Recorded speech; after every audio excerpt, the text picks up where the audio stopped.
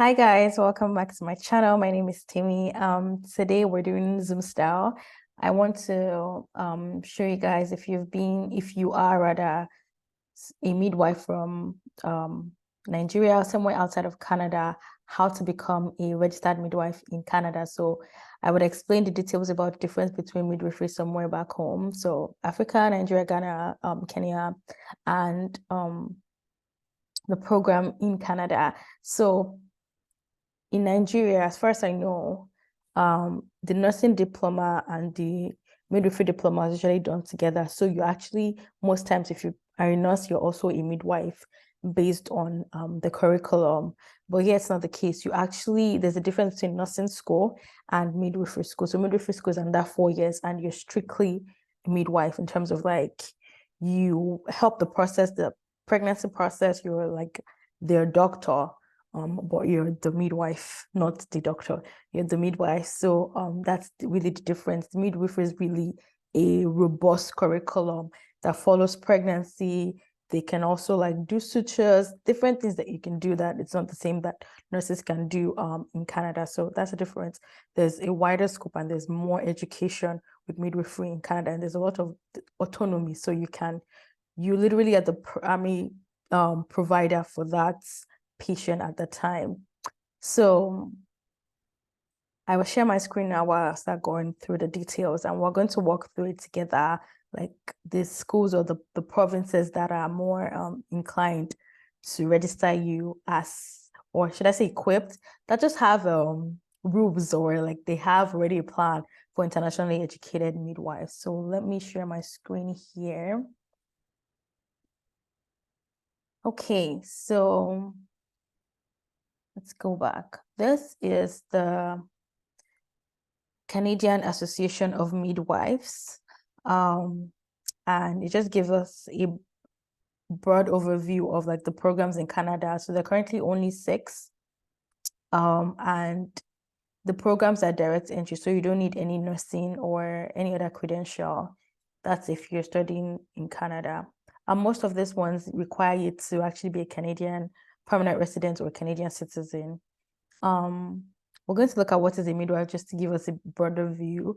You need to like prenatal care during the birth, postnatal care, and primary care. Like I said, they are autonomous primary healthcare providers and provide comprehensive care to the individual and the newborn during pregnancy, labor, and at least 6 weeks postpartum. They're on call 24 hours, 7 days a week. They're usually always on call. And then you get the choice. If you use a midwife, you get the choice of your birth area if you want to use the hospital or you want to use the home. So that is that. And it also is regulated province by province, similar to the way nursing is regulated province by province. So for an internationally educated midwife, this is where we're going to go to bridging programs for internationally educated midwives. There is the 9 months bridging program for qualified educated midwives outside of Canada. This is for those who are experienced, fluent in English, and have practiced midwifery within the past 10 years. It's not a re-education, it's not a retraining program, it's just a bridging program. Let's click on that. And it leads us, it's done in Toronto.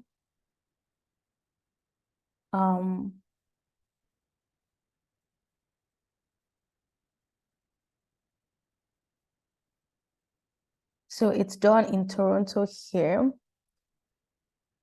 It provides you with the knowledge and skills, assessments, enhancements, orientation to midwifery practice, professional communication. It is intended for you if you are fluent in English and have practiced within the past 10 years.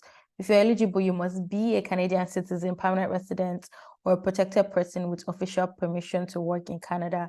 So if you don't have any of this, if you're not a permanent resident, then you can't actually go for this program. Again, you must have practiced midwifery in the role of primary midwife and at a minimum of 100 births within the past 10 years.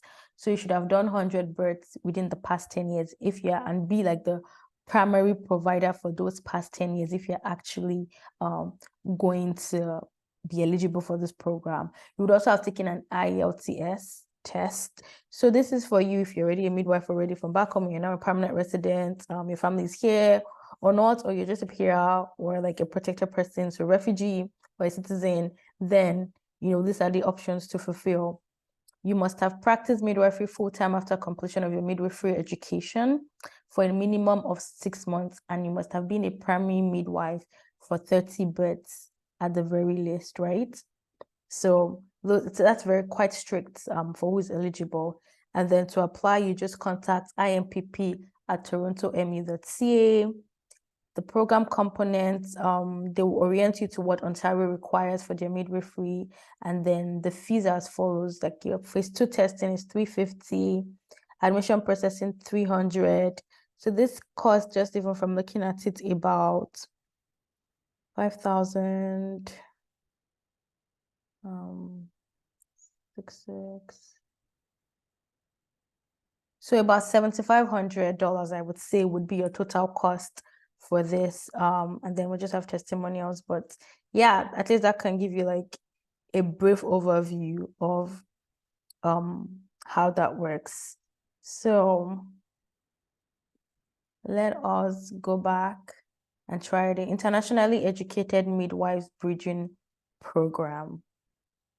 This is based in British Columbia, and it aims to increase the diversity and expertise within the midwifery workforce in British Columbia. It's an 8 to 10 orientation program.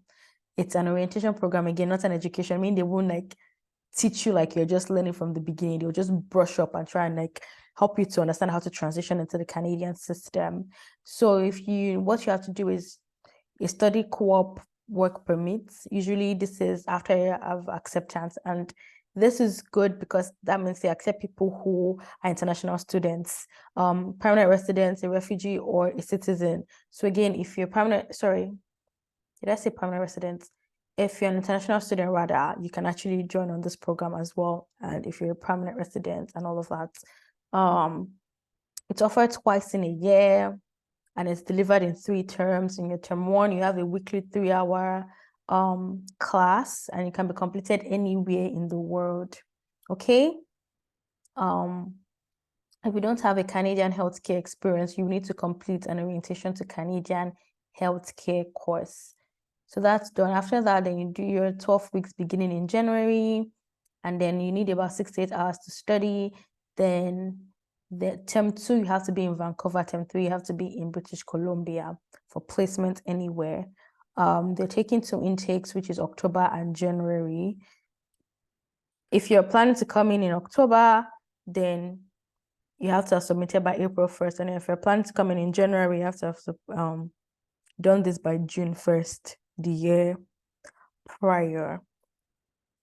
Okay, so these are just testimonials that you guys can watch in your time. And to be eligible, a minimum of 100 births as the primary midwife, again, in the last 10 years, graduated from a midwifery education program. And then we're going to click on the background requirements. So you need an actual midwifery education program by the institution, which is like a minimum of 24 months of full-time midwifery education, which I believe most of the diplomas back home did, or at least 2,400 clinical hours and 850 academic hours over a minimum of 18 months of midwifery, or a minimum of 1 academic year full-time post-nursing. So if you did nursing before, then you have another full year of midwifery education post-nursing. So all of this is what's required. And so you send that proof of registration. So that's like the part A, right? Before you go into the part B and talk about like your registration in the country that you currently are, and then your clinical experience. So yeah, that's about it. So this one accepts more internationally educated nurses who don't have to be a PR or a Canadian citizen, because they will give you your co-op work permit. Let's look at their fees. So application fee is $500. Part 1 is $1,235, so like your terms, your different terms. Part 2 is $4,400 and $3,865. If you're out of province and testing into the IEMBP program, then this is the extra amount of money that you need to pay. So if you email iembp.info@ubc.ca, then you get more information about applying directly. But that's sort of like a broad overview. And then the last one is in Quebec. So because this is very, very French, it's all in French rather. Google Translate, you can translate it to English, but the program is close to admission following a program called Change.